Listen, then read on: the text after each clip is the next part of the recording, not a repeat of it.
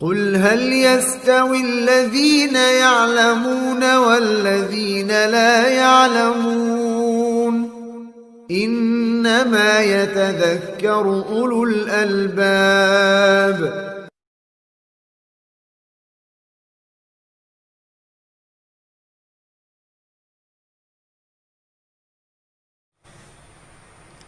Ikhwan sekalian yang dirahmati Allah,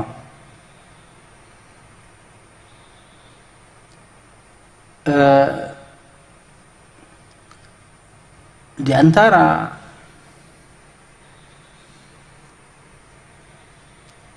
ayat yang perlu kita hafal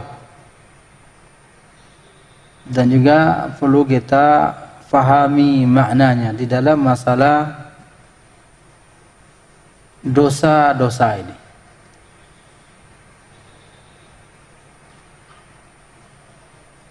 adalah surah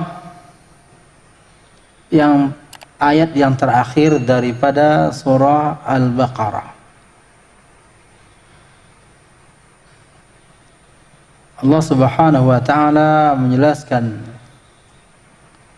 la yukallifullahu nafsan illa wus'aha laha ma kasabat wa 'alaiha maktasabat. Allah tidak membebani suatu jiwa kecuali sesuai dengan kemampuan jiwa itu. Perintah-perintah agama itu sesuai dengan kemampuan kita. Kita saja yang tidak memampu-mampukan diri kita. Maka itu adalah bagian daripada dosa dengan melalaikan kewajiban. Padahal kewajiban itu mampu kita laksanakan. Ada sebagian kewajiban yang kemampuannya nyata, seperti zakat, seperti haji. Ini dimaafkan orang yang tidak mampu. Tetapi melaksanakan ibadah salat, melakukan ibadah-ibadah badan yang seperti ini adalah suatu kewajiban yang pada dasarnya kita mampu. Laha ma kasabat. Allah berikan ganjaran daripada hasil usahanya, daripada jiwa tersebut. Wa 'alaiha maktasabat, dan Allah berikan kepadanya pertanggungjawaban terhadap dosa-dosa yang dilakukan. Lalu seorang mukmin menyadari, Rabbana la tu'akhidna in nasina aw akhtana. Ini permohonan. Ya Allah, janganlah Engkau mengadab kami in nasina aw akhtana, jika kami keliru atau jika kami lupa atau kami keliru. Rabbana wala tahmil alaina isran kama hamaltahu 'alal ladzina min qablina. Ya Allah, jangan Engkau pikulkan atas kami beban, yaitu termasuk diantaranya adalah akibat daripada dosa berupa bencana, kama hamaltahu 'alal ladzina min qablina, sebagaimana yang dipikul oleh orang yang sebelum kami.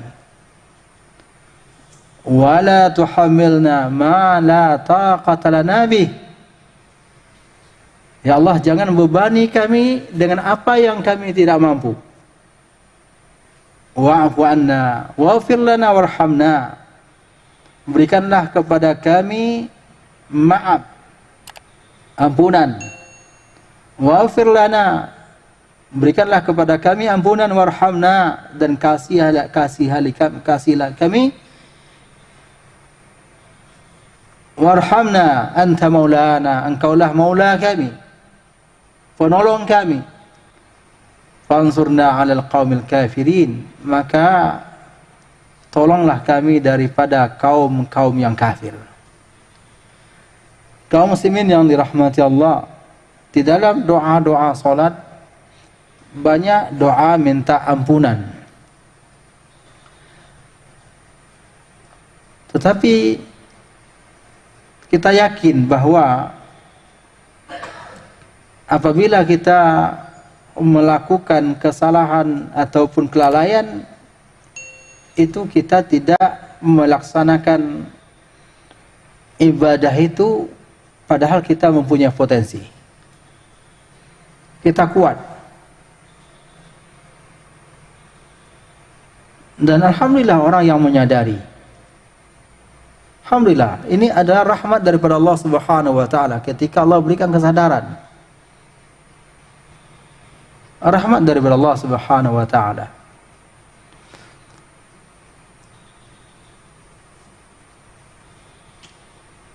Rahmat yang membuat orang itu luar biasa di dalam ketaatan. Sebelumnya adalah sebagai orang yang jahil dalam agama dan juga jahil di dalam halal dan haram. Ketika Allah Subhanahu wa taala berikan kepadanya maghfirah, maka ini adalah rahmat yang besar. Berapa banyak orang-orang yang sebelumnya tidak pandai membaca Al-Quran dan tidak baik membaca Al-Quran, akhirnya apa?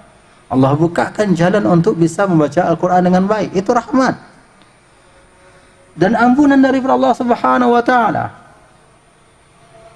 Karena semakin banyak dia melakukan amal-amal saleh, sebagaimana doa yang sebelumnya, Allahumma hasibni hisaban yasira, ya Allah ampuni, berikanlah hisab kepadaku hisaban yasira.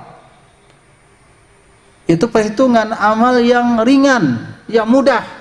Diterangkan oleh Ummul Mukminin Aisyah radhiyallahu anha maknanya bahwa Allah yatazjawazu, melampaui, artinya melewatkan amalan-amalannya. Kenapa? Karena banyak amalan-amalan solehnya. Maka di antara ampunan Allah Subhanahu wa taala adalah memperbanyak amalan saleh. Selain daripada minta ampunan kepada Allah Subhanahu wa taala, maka di antara ampunan Allah Subhanahu wa taala didapati dengan cara apa? Memperbanyak amalan saleh. Sering berulang-ulang kami sampaikan bahwa Allah Subhanahu wa taala menjelaskan faman thaqulat mawazinuhu fahuwa fi 'ishatin radiyah. Orang yang berat amalan kebaikannya, maka dia berada di atas, ada dalam kehidupan yang diridhai. Artinya berat amalan kebaikannya, dosanya akan hapus. Dosanya akan hapus. Umpamanya begini, dua timbangan. Amal kebaikannya lebih berat, maka dosa ini akan dihapus sama sekali. Ini termasuk ampunan yang luar biasa daripada Allah Subhanahu wa taala. Ampunan daripada Allah Subhanahu wa taala. Maka termasuk selain daripada banyak berdoa kepada Allah, minta ampunan kepada Allah Subhanahu wa taala, ikuti amalan-amalan buruk yang telah kita lakukan dengan amal-amal saleh. Wa atbi'i as-sayyi'ata al-hasanata, atbi'i as-sayyi'ata al-hasanata. Ikuti yang buruk telah terlanjur dengan kebaikan. Tamhuha, niscaya kebaikan ini akan menghapus daripada dosa-dosa yang telah terlanjur. Ini. Maka di antara harapan kita kepada Allah Subhanahu wa taala untuk mendapatkan ampunan adalah dengan cara menimpali kesalahan-kesalahan kita dengan kesolehan-kesolehan yang bisa kita lakukan. Pintu-pintu kesolehan banyak. Banyak pintu-pintu kesolehan.